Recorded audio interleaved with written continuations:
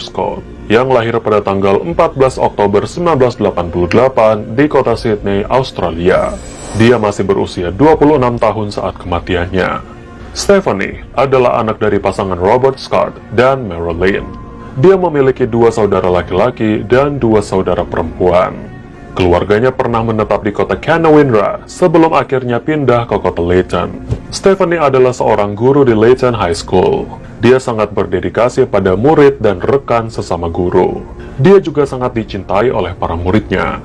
Menurut para muridnya, cara mengajar Stephanie sangatlah menyenangkan yang membuat pelajarannya mudah untuk dipahami.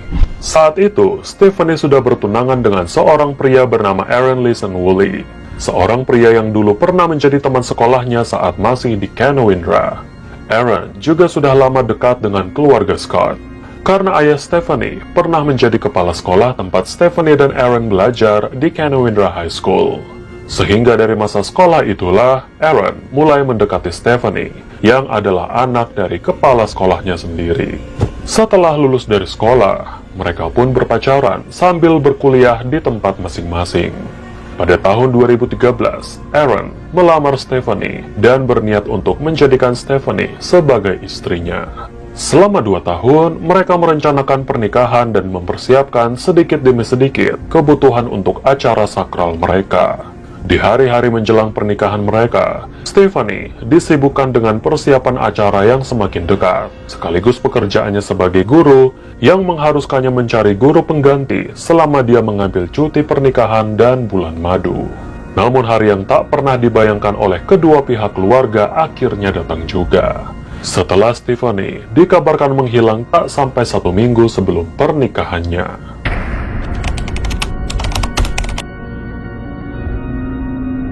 Tepat di hari libur perayaan Jumat Agung, Aaron dan Stephanie berpisah sekitar jam setengah 1 siang setelah mengikuti ibadah di gereja, dan mereka pun pulang ke rumah masing-masing. Sore hingga malam harinya, mereka masih terhubung lewat pesan dan saling membalas satu sama lain. Sebenarnya, keesokan harinya, Aaron dan Stephanie akan pergi kembali ke Canowindra untuk menghadiri acara perpisahan salah satu sahabat mereka di sana, karena sahabatnya akan pindah ke luar kota. Namun Stephanie memutuskan untuk tidak ikut bersama Aaron karena banyak pekerjaan yang masih menunggunya. Selain mempersiapkan acara pernikahan yang tinggal hitung hari, Stephanie juga harus menyiapkan materi pembelajaran untuk guru pengganti yang akan mengajarkan muridnya selama dia mengambil cuti. Sehingga Stephanie memutuskan untuk pergi ke sekolah di hari Sabtu dan Minggu.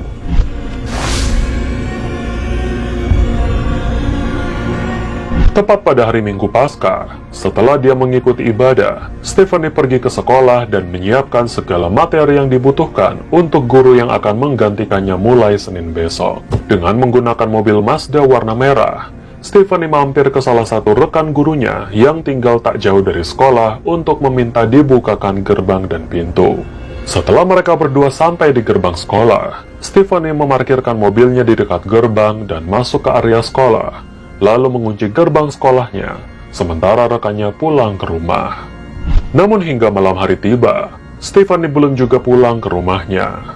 Orang tuanya yang bingung akan keberadaan Stephanie berusaha menghubunginya tapi gagal. Aaron yang mengetahui bahwa Stephanie belum juga pulang berusaha menghubunginya tapi hal itu sia-sia. Sehingga dia langsung kembali ke kota Leyton untuk mencari Stephanie. Meskipun panik, Aaron mengira mungkin saja Stephen menginap di salah satu rumah temannya. Tapi semua teman-teman Stephanie tak ada yang melihat Stephanie hari itu. Akhirnya keesokan harinya, pada hari Senin 6 April 2015, Aaron bersama orang tua Stephanie pergi ke kantor polisi untuk melaporkan dugaan hilangnya Stephanie. Polisi yang mendapatkan laporan itu memulai pencarian mereka dengan menyelidiki aktivitas handphone dan sosial media serta rekening banknya. Namun fitur pencari iPhone milik Stephanie tidak aktif. Tidak ada juga aktivitas di semua sosial medianya. Penggunaan rekening bank terakhir terlihat saat Stephanie menarik uang di ATM kota Griffith sehari sebelum dia menghilang. Laporan orang hilang itu dengan cepat berkembang dan tersebar di masyarakat. Kerabat dan teman-teman Stephanie memposting laporan orang hilang di sosial media mereka. Sementara polisi juga langsung bergerak, melakukan pencarian secara menyeluruh, bahkan menggunakan helikopter dalam pencarian itu. Detektif juga mendatangi Layton High School, tempat terakhir Stephanie berada. Dalam penyelidikan mereka, Stephanie mematikan alarm anti-maling jam 13:31 saat dia mulai bekerja. Malam harinya, warga mulai berkumpul di depan gerbang sekolah untuk mencari Stephanie, karena mereka percaya mungkin saja Stephanie disekap di salah satu ruangan di sekolah. Tapi polisi melarang mereka untuk masuk ke sana. Di saat itulah, ada seorang wanita rekan guru yang melapor pada polisi di sekolah kalau dia melihat seorang petugas kebersihan sekolah terlihat bekerja di hari Minggu Paskah. Wanita itu juga menjelaskan ciri-ciri kunci yang dia berikan pada Stephanie untuk membuka gerbang dan ruang staf. Beberapa saat kemudian, seorang pria yang diduga sebagai petugas kebersihan sekolah lewat di sebuah jalan dan polisi menghentikannya. Pria itu beralasan bahwa dia baru saja mengantar ibunya ke tempat kerja dan sedang menuju pulang ke rumah. Di tempat lain, polisi juga mendapatkan laporan dari warga lainnya yang mengatakan bahwa mobil Toyota Hilux putih milik petugas kebersihan sekolah berada di parkiran pada hari Minggu Paskah. Polisi pun langsung menuju ke rumah pria itu untuk menanyakan keberadaannya saat hari kejadian. Pria itu memang mengaku kalau dia berada di sekolah di hari Minggu untuk membersihkan tempat sampah dan barang-barang sisa. Dia juga menyangkal sudah bertemu Stephanie atau melihatnya di sana. Saat polisi pergi, pria itu memanggil dan bilang, "Hei Pak, semoga pencariannya berhasil ya Pak." Hari Selasa tanggal 7 April 2015, detektif yang masih curiga dengan gerak-gerik petugas kebersihan sekolah pergi untuk menemuinya di rumahnya. Namun dia tidak ada di sana, sehingga polisi meminta ibunya untuk menelpon pria itu agar segera mendatangi kantor polisi Layton. Sekitar jam 11 siang, pria itu mendatangi kantor polisi Layton untuk memenuhi panggilan. Dia adalah Vincent Stanford, pria berusia 26 tahun yang tinggal bersama ibu serta kakak laki-lakinya yang bernama Luke. Dia juga bekerja di sekolah itu sejak tanggal 2 Maret 2015. Seharusnya kontraknya hanya 1 bulan saja, tapi kontraknya diperpanjang dari tanggal 2 April hingga seterusnya. Dalam interogasinya, Vincent menyatakan bahwa dirinya memang pergi ke sekolah pada hari Minggu untuk bekerja. Namun dia tidak melihat Stephanie di kantornya. Dia hanya melihat beberapa anak yang bermain sepatu roda di sekitar sekolah. Vincent juga mengatakan, setelah dia menyelesaikan pekerjaannya, dia pergi ke salah satu supermarket lokal untuk berbelanja bahan makanan dan secangkir kopi. Detektif yang menghubungi manajer supermarket yang disebutkan itu mendapatkan informasi kalau supermarket itu tutup karena perayaan Hari Paskah. Detektif juga menghubungi koordinator kebersihan sekolah dan mendapatkan informasi bahwa petugas kebersihan sekolah diberi cuti terkait perayaan Minggu Paskah, dan seharusnya Vincent tidak masuk kerja hari itu. Dari semua keanehan inilah, detektif memandang Vincent sebagai orang yang menarik perhatian. Di sore harinya, detektif senior dan anggotanya pergi ke rumah orang tua Vincent dan berbicara pada ibu serta kakak laki-lakinya. Mereka pun mengizinkan detektif untuk melakukan penelusuran di sekitar rumah itu. Dalam penelusuran mereka menemukan satu set kunci yang ciri-cirinya cocok dengan kunci gerbang dan ruangan yang dijelaskan seorang guru pada malam sebelumnya. Polisi juga menemukan pembungkus kondom yang sudah terbuka di lantai kamar Vincent. Di luar rumah, detektif menemukan sebuah jejak ban mobil yang masih baru, yang jarak sumbu rodanya lebih kecil daripada mobil Vincent. Hal itu menandakan bahwa ada mobil lain yang pernah diparkir di sana selain mobil Vincent. Akhirnya, polisi menetapkan rumah itu sebagai TKP dan melakukan sterilisasi serta meminta ibu dan kakak Vincent untuk keluar dari rumah itu. Sementara di kantor polisi, detektif lain memeriksa mobil Vincent yang dia gunakan ke kantor polisi dan menemukan beberapa papan di bagian bak mobil dengan bercak darah. Polisi juga menyita kamera digital milik Vincent di mobil itu yang diklaim sebagai barang kesayangannya. Saat detektif memeriksa kamera itu, dia menemukan beberapa foto yang tampak seperti sisa tubuh manusia yang hangus terbakar di sebuah semak belukar. Dari bukti-bukti sementara yang dikumpulkan, detektif tetap menahan Vincent di kantor polisi untuk interogasi lebih lanjut. Dalam interogasinya, Vincent tetap menyangkal dia dan mobilnya berhubungan dengan hilangnya Stephanie. Detektif juga memperhatikan beberapa tanda goresan kecil di wajahnya yang masih baru. Lagi-lagi Vincent menjelaskan bahwa goresan itu dia dapatkan setelah mengalami insiden menabrak pohon sehingga kepalanya terbentur. Detektif juga menanyakan foto-foto sisa manusia yang terbakar itu. Menurutnya, foto itu diambil dari beberapa scene film horor di internet karena menurutnya foto itu lucu. Pemeriksaan forensik juga dilakukan dengan memantau seluruh aktivitas GPS pada handphone Vincent. Didapatkan bahwa sehari setelah kejadian, Vincent mengarah keluar kota Layton yang berjarak 11 km dari rumahnya, dan dia juga sempat mengarah ke Cocoparra National Park yang berjarak 50 km ke utara kota Layton. Endapan tanah di ban mobil Vincent juga diperiksa, yang menunjukkan bahwa dia berjalan di sebuah jalan berkerikil atau bertanah liat. Sebuah bekas kondom juga ditemukan di bawah kursi pengemudinya, dan handphone yang dicurigai milik Stephanie juga ditemukan. Yang paling mengejutkan dari semuanya, tes DNA bercak darah pada beberapa papan di bak mobil Vincent cocok dengan DNA Stephanie Scott. Saat itu, polisi menjadikan Vincent sebagai tersangka dan mendakwanya atas pasal pembunuhan.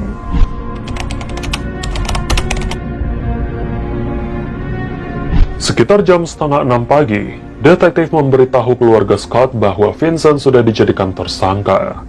Mereka juga memberitahu tentang hasil DNA dan juga foto-foto sisa manusia yang terbakar yang diduga sebagai Stephanie. Keluarga itu pun berduka mendengar hal itu. Media massa yang menerima informasi itu lalu mencetak berita dan menyebarkannya pada setiap orang. Informasi yang tersebar itu menambah kesedihan yang luar biasa bagi keluarga. Di hari yang sama, sekitar jam 10 pagi, detektif menerima laporan dari warga yang menemukan sebuah mobil merah terbengkalai di sebuah peternakan yang berjarak 11 km dari rumah Vincent. Mobil merah itu adalah mobil Mazda 3 yang cocok dengan mobil Stephanie. Pemeriksaan plat nomornya juga menunjukkan nama Stephanie Scott sebagai pemiliknya. Hasil pemeriksaan forensik pada mobil itu mengungkapkan terdapat banyak bercak darah di bagian bagasi mobilnya. Pemeriksaan DNA bercak darah di mobil itu menunjukkan DNA itu milik Stephanie, dan ditemukan juga DNA Vincent di dalam mobil itu. Penggeledahan di rumah Vincent masih berlanjut. Polisi menemukan beberapa barang bukti tambahan di sana, yaitu kunci cadangan rumah Stephanie, bra merah yang diidentifikasi milik Stephanie, sebuah pisau dengan bercak darah yang masih menempel, satu set borgol dengan bercak darah, sebotol cairan pelumas, dan beberapa kondom yang terdapat noda darah di bungkusnya. Semuanya ditemukan di rak lemari milik Vincent. Sebuah komputer milik Vincent juga disita. Di dalamnya ditemukan banyak sekali foto dan video rekaman beberapa wanita dan siswa yang sedang diawasi. Jenis video lainnya seperti video pembunuhan dan video pemerkosaan juga ditemukan.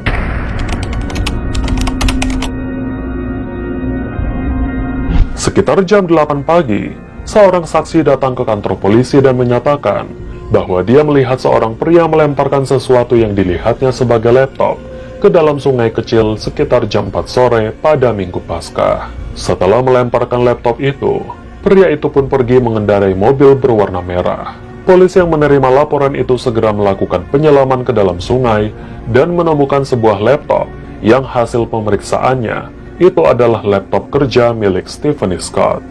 Masih di hari yang sama, di Sabtu sore yang cerah, polisi dikejutkan dengan laporan sekelompok siswa pramuka yang sedang berkemah. Mereka menemukan sisa-sisa tubuh manusia yang hampir habis terbakar, persis seperti di foto milik Vincent yang tersebar, yang berlokasi di sekitar Cocoparra National Park, tempat yang pernah didatangi Vincent menurut hasil investigasi. Setelah polisi datang ke sana, polisi meyakini sisa manusia itu adalah Stephanie. Mirisnya, sisa tubuhnya ditemukan hanya 1 hari sebelum dia seharusnya melangsungkan pernikahannya. Hasil pemeriksaan DNA pada semua alat bukti dan sisa tubuh manusia yang ditemukan dikonfirmasi adalah DNA Stephanie. Setelah semua bukti sudah dikumpulkan dan semua menyatakan jelas bahwa Vincent Stanford adalah pelakunya, dia pun akhirnya mengakui semua perbuatannya pada polisi, bahwa pada hari kejadian, Vincent berada di sekolah hari itu dan melihat Stephanie sedang bekerja di ruang staf. Vincent bilang dia tak tahu kalau Stephanie akan pergi ke sekolah hari itu, dan dia memang belum pernah melihat Stephanie sebelumnya. Ketika dia melihat Stephanie, dia berkata bahwa dia hanya memiliki dorongan untuk membunuh. Tak ada permasalahan atau dendam apapun. Tak ada rasa marah dan emosi. Tapi dorongan itu begitu kuat.